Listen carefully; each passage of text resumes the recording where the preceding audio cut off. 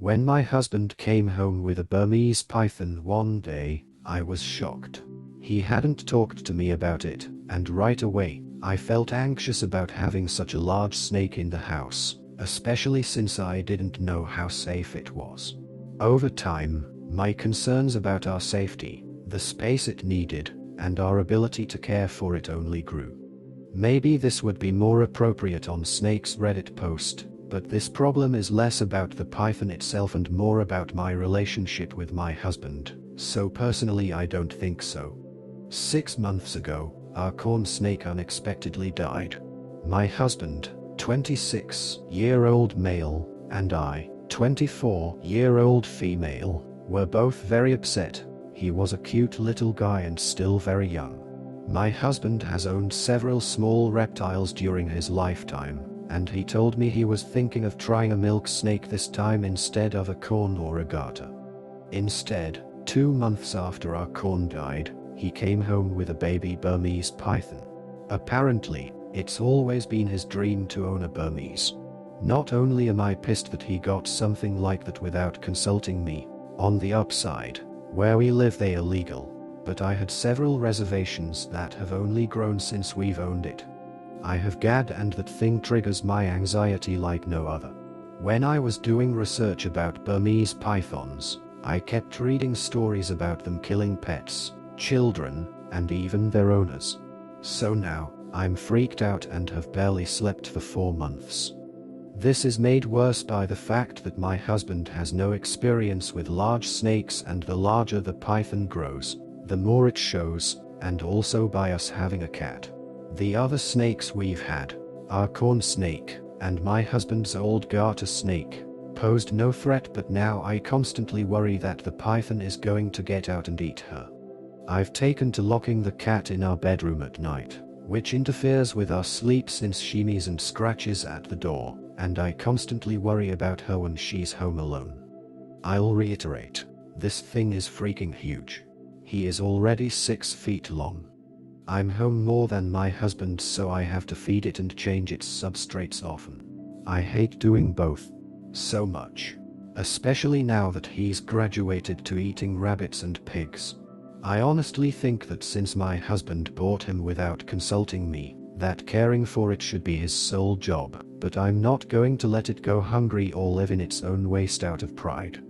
I honestly don't think we'll be able to give this snake the best quality of life, which I think is essential for all pets. He's getting too big for the tank he's in, which is his 3rd since we've gotten him, and I don't think we have the room in our house for the enclosure my husband wants to build him. His food is very expensive and eating into our savings, but it's what he needs, so we can't downgrade. The python does not deserve to live in a tiny space and eat inadequate food because my husband wanted one as a kid. At the same time, it's a good possibility it could eat us out of house and home.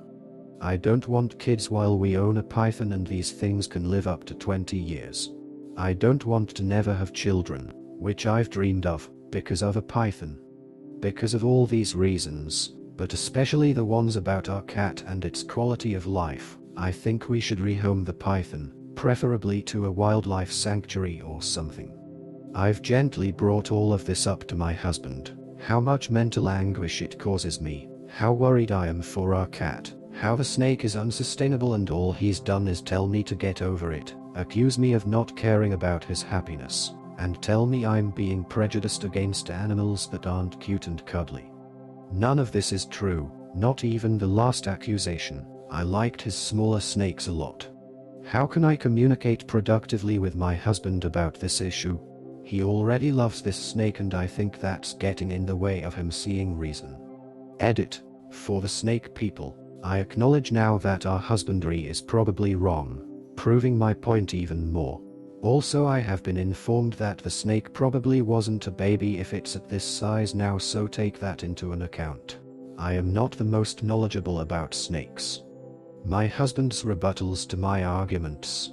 1. As far as worrying about the python getting out and killing the cat or future kids or us, I won't let it get out. You need to go on new anxiety medication. Never mind the fact that both the corn and the garter escaped from their tanks. 2. Well, what are you going to do? Let it starve just because you don't like it? That's cruel. 3. He says that we have room for the enclosure and that we'll find money to keep buying it food. 4. He says I'm ridiculous to not want babies while we have a python and says everything will be fine. I don't find any of his rebuttals particularly compelling because they're just, no, that won't happen, to a concern of mine without explaining why it won't happen. Update 1. First of all, I have to say thank you for the outpouring of support I got, especially from the reptile enthusiasts who happened to be browsing this sub. You guys are awesome. Now, I just want to say at the beginning, so what everyone wants to hear is heard. The snake is gone and my cat is all right. Here's how it happened.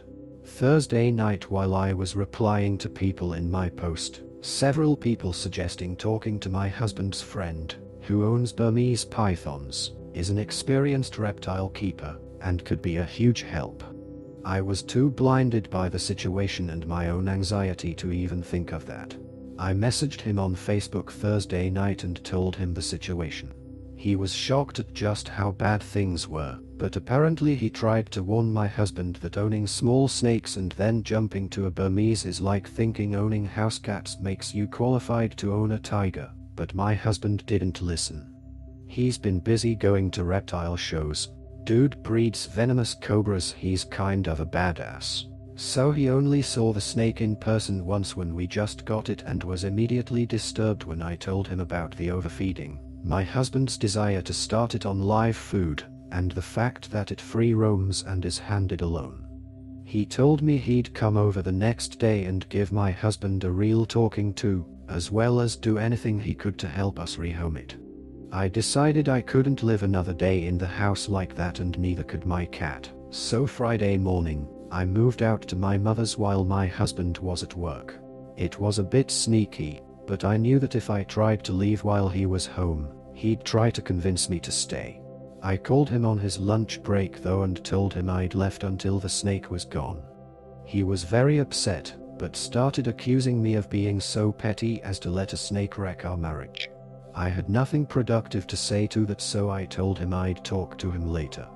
Well, my husband's friend was so angry at what he saw of the snake that when he got to the house when my husband was home from work, he gave him the tongue lashing of his life, and told him in plain terms that now that he saw how woefully inadequate we were as big snake keepers, there was no way he was going to let the snake stay at our house. Being yelled at really affected him. When my husband drove over to my mother's to talk to me, he looked like a kicked puppy. He broke down and told me that he loved me, that he was sorry for the hell he'd put me through, and that it had taken having reason yelled to him by an expert for him to really see what was going on, and that he understood now that the snake could no longer live with us.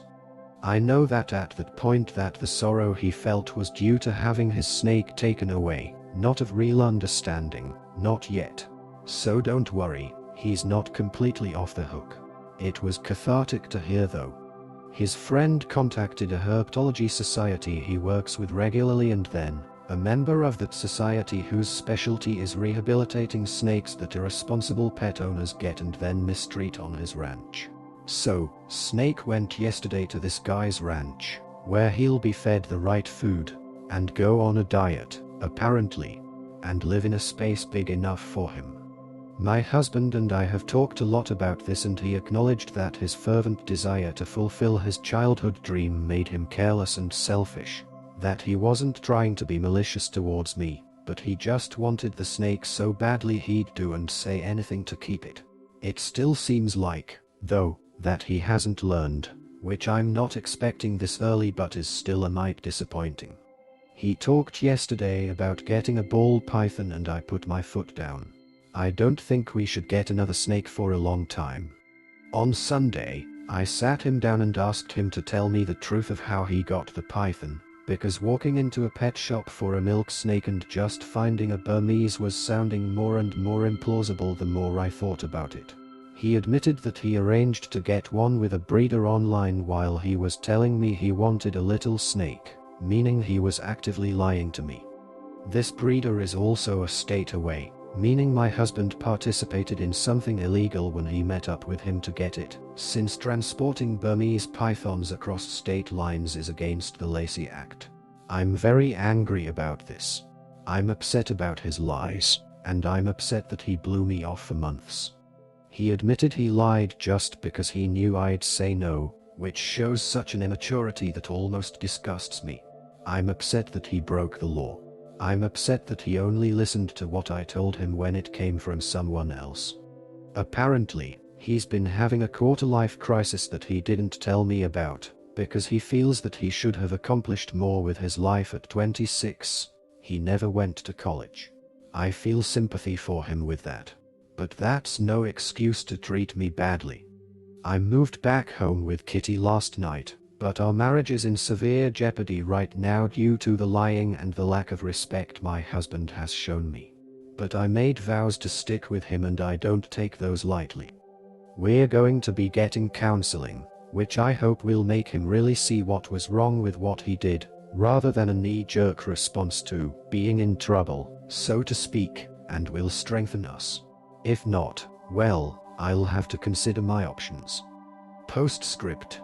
People were saying in the other post that we were actually feeding the snake guinea pigs and that I was lying to make the snake look bad. Well, I was fudging the truth, but not the way. We were feeding it dead piglets. My husband's cousin owns a working ranch with several pigs, and my husband was buying them from him for a pretty penny. I didn't want to say because I thought people would focus on the snake eating baby animals and start calling for its blood instead of offering me advice. Update 2. Hi, I'm back. The snake is still gone, but I guess I'm coming back out of desperation. People messaged me wanting to know how I was doing anyway. On the surface, therapy has been going well. My husband has been doing everything right. He's been contrite, open-minded, and treats me like a princess at all times. I can tell at home that he's making a conscious effort to listen to my opinions and thoughts, and incorporate our therapist's suggestions into our lives.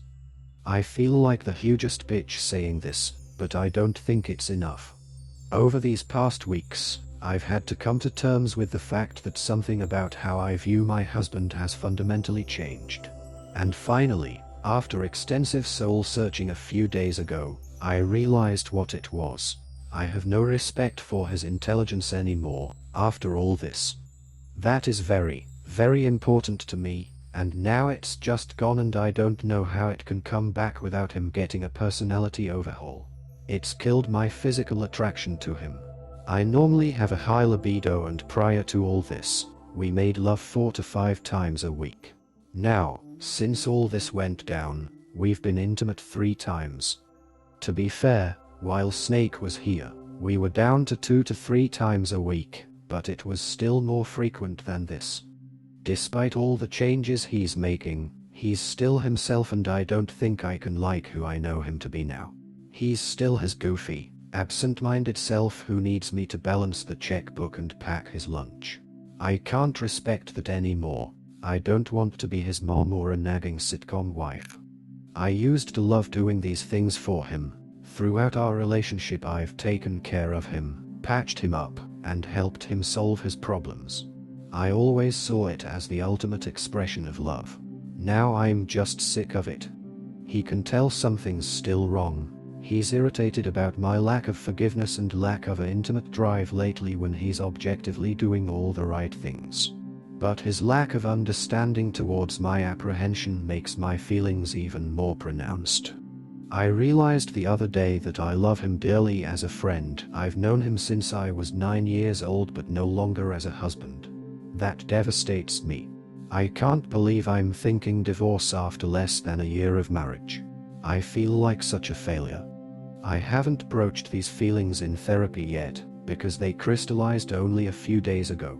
But I don't know how to start because I know saying them will mean my marriage will be over. I have talked to my mom and friends about this, and they all tell me to wait longer, to stick it out, because I made vows.